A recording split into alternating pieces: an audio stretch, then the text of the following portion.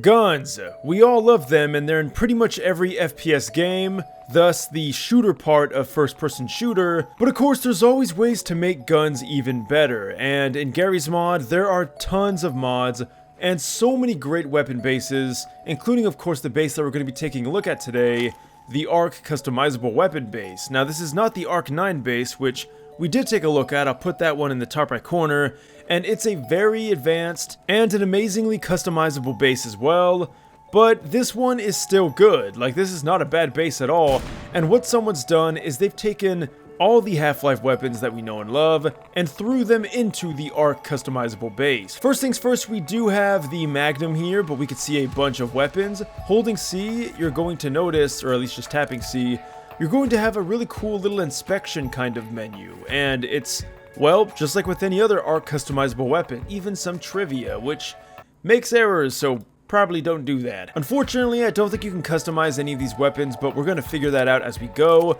Anyway, there's some really cool animations with this. For instance, you can see that the way you fire looks completely different. The reload animations have been completely redone, and of course, I can't forget about the best feature. You can melee attack with them now. And something else that's really cool is if you love the Half-Life 2 weapons, but you hate the fact that there's no aiming down sights, well, now you can simply do that. And of course the gun shoots absolutely amazingly as you'd expect. Next up we're going to go up to the 9mm pistol. You can see the way you hold it does look different. Shooting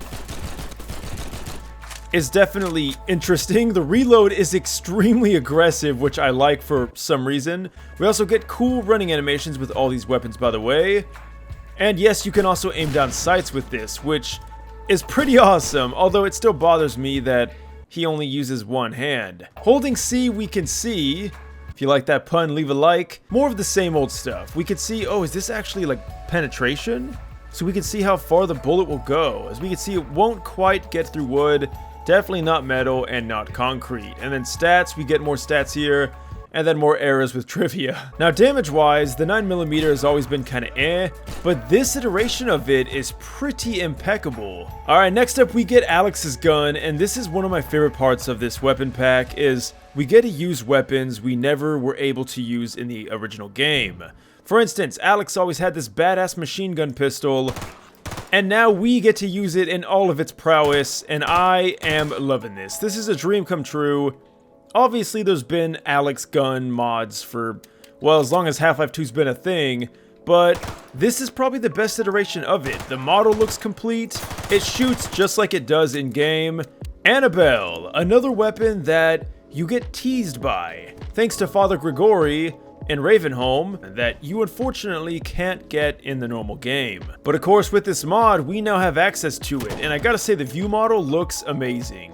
Aiming down sights, we can see we can make it even more accurate, but honestly, this thing is pretty damn strong as it is, and a very accurate lever action rifle. Pressing C, well, this thing can definitely shoot through wood, which is awesome, and concrete, although metal not quite so much. Now, I really do want to test this because that's kind of an interesting claim. Alright, so here we have metal and here we have wood. Now the problem with wood is that wood tends to break after enough damage has been done to it, but this should suffice for just one shot. Alright, we got Odessa here, and then behind this we're going to put another Odessa. First we're going to try the wood. And look at that! That actually did shoot through, and it didn't completely destroy the bookshelf. Now what about metal? Ooh, metal is definitely going to be a bit harder to penetrate. Oh no, you know what? This thing does not penetrate metal. It even says so right there. I meant to get concrete, so it looks like these stats are very accurate, in fact. Let's see if I can find some concrete somewhere. Alright, what about this? We have a concrete barrier. This is definitely concrete if I've ever seen it. Let's go ahead and shoot Annabelle. See if we're getting a right shot here. And, oh, there we go. Okay, that is proof then. So, concrete, check. Wood, check. Metal, no. Alright, so now that we got that out of the way, next up we have the AR-1. Wait, what? Is this just an AK? Hold up, was this supposed to be in Half-Life 2? Because then the AR-2 is, I mean, obviously the gun we all know and love, but AR-1, it never really occurred to me that there was an AR-1. Anyway, it's gonna be your standard assault rifle or AK, if you will. Looks really good. everything from the reloads to the melee attacks, and then even the stats. You can see this thing, it will penetrate wood, but nothing else. So yeah, overall a really nice gun, nothing too crazy about this. But then we go into the AR2, and this is where things get interesting. So, not only does the firing look completely different, but the model's also been redone. And I love the little details like this, that's super cool.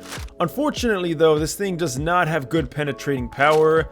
The reload, I love how it comes from the other side there, that's a nice touch. Now what about, of course, oh, interesting. So the zoom is kind of Halo-esque, but I mean it makes sense, like we do have sights there, which I never even noticed on the original gun.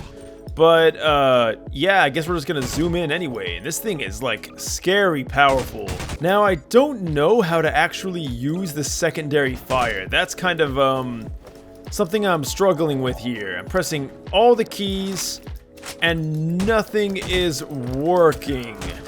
Although the melee works pretty well. Next up, we have the AR3, and this is really interesting. So, this looks to be a heavy machine gun version of the AR2, which to be fair, we do get in Half-Life 2, it's just, you can't ever take it off of the station that it's positioned at. But imagine if Gordon Freeman was like the mother effing Master Chief. He could just rip that thing off and go to town. And I am really digging this. So it does have a heat level, but we also do have a zoom in function that we can use. And once you're at maximum heat, we have to cool it down. I love all the animations to all this stuff. The muzzle velocity is pretty damn insane. But yeah, it's just a heavy MG. Now there is something that a few of you guys might be wondering. What about worldview models? What does this look like in third person? Let me just go ahead and whip out a camera here and let's see what it looks like. So in third person, it's safe to say they look great. So we can see that this is the new AR2, the old one. Definitely a dramatic change there. All in all, looks great. Even the melee looks okay. What about things like, I don't know, the AR3? Well, yeah, I mean, not too shabby, especially considering the strange player model that I'm playing as. Alright, next up we have the BFSR. And this is the sniper rifle. Now, I imagine that this is the sniper that supposedly the Combine and the Windows shoot at you with. Although it's hard to tell for sure because, well, you never get to actually use this weapon in the game. But I'm gonna go ahead and get up here. By the way, guys, this map I'm pretty sure is based off of a Half-Life 2 beta map, which is kind of cool that we're doing this on this kind of a showcase. But I'll definitely put it in the description. Now this is really funky. Maybe the creator just didn't want to implement a scope system, but we're just gonna ignore the scope and zoom in, which honestly still works just fine. This is a bolt action, so we have to put a new one in. That looked like a 50 BMG, so I don't know how high of a caliber this round is, but that looks pretty damn massive. All in all though, that's pretty much it. Nothing too crazy about this. Now the funny thing is, not even this can pierce through metal, so I'm kind of wondering what kind of a weapon could. And then next up we have the crowbar, the tried and true. Comparing this to the standard crowbar, we can see it does sit a little bit higher. Alright, I'm just gonna go ahead and re-equip that. Pressing C, well, there's nothing really too crazy to see here. Left click. It really is just the crowbar, just on a different base. We can summon in Odessa here, and I really don't like that sound effect. It sounds like we're hitting like a little metal pipe. Odessa, what the hell are you made of? And next up we got the HMG. This is the light machine gun that I've seen so many times in like Half-Life 2 beta leaks and stuff. A weapon I really wish we would have gotten in the final game, because I love light machine guns. Once again, just gonna completely ignore the fact that we have a scope on this thing, but it's a 4-round burst, oddly enough. The reload looks fire AF, and let's go ahead and shoot some rounds with this thing. So, as you'd expect, an absolute powerhouse of a gun. Definitely something I would love to use in Half-Life 2, although it probably wouldn't be this strong, or maybe it was this strong and that's why they had to get rid of it. 4-round burst, I don't really see that. This thing is just full-blown automatic. Once again, looking at the settings, we can see that, well, more of the same. Crazy penetration. Not the most accurate thing in the world, but definitely good enough to get you by. The OICW. Oh man, now we're talking. This is a weapon that they definitely showed a bunch of footage on in the beta release and all that stuff. And once again, a huge misfortune that it never made it to the final game. But we can just go ahead and use this thing. Once again, we have a scope, but it's pretty much, well, kind of like an AR-2. In fact, I'd like to think that the AR-2 replaced this. It's a fully automatic rifle. The reload is really cool. Seriously, good work on the people that made this mod, by the way. And look at this, we even get something interesting. We get a grenade launcher on this. Don't ask me how to use it. Press your use key and reload key together. Oh, okay. There we go. Now we just gotta give ourselves ammo for that. And we got a grenade launcher, so maybe this was actually meant to replace the SMG. But now we can switch between the grenade launcher and the standard firing mode, so that's pretty cool. Also, check this out. I do think there's ricocheting in this. Sometimes the bullets will bounce. I don't know if that actually has impact on anything in front of it. Oh, wait, maybe it did, unless I shot his foot. Sorry, Odessa. Alright, next up we have the Ordinal rifle. What in the world is this thing? I have never seen this before. So you load in like a shell and then it just depletes all of its ammo at once. It's almost like an energy gun. It does eventually overheat and then you have to wait and get a new cartridge. But this is the weird thing. Every time you shoot, you have to replace the cartridge. So watch, I'll press left click again and it has to replace the cartridge.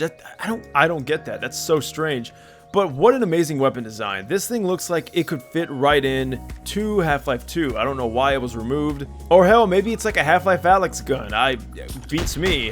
But it's pretty much just a combined shotgun. And we can see a better look at it here. It really does resemble the AR-2 when you get a good look at it like this. The decals and everything though are spot on. Fantastic work. The RPG. Oh, now we're talking. So this looks a lot like the M-mod version of the RPG, but yeah, you just shoot it. I think we completely lose the laser tracking. Is that like not a thing anymore? I'm pressing E and R and everything. It looks like it's just a standard rocket launcher. I'm gonna go ahead and summon a jalopy down there. Let's see what it does.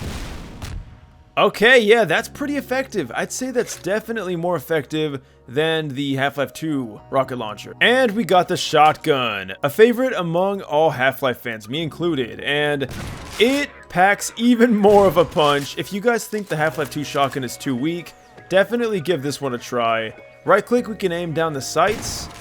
Don't think we get any double barrel release, which makes sense because the second barrel is to hold shells and not fire. For whatever reason, Valve keeps doing that, but you know what? It's a cool feature, so I kind of wish that we would have had it in this. This thing is pretty weak puncture-wise, but makes sense if we're using buckshot. I mean, you're not really going to be busting through a whole bunch of stuff.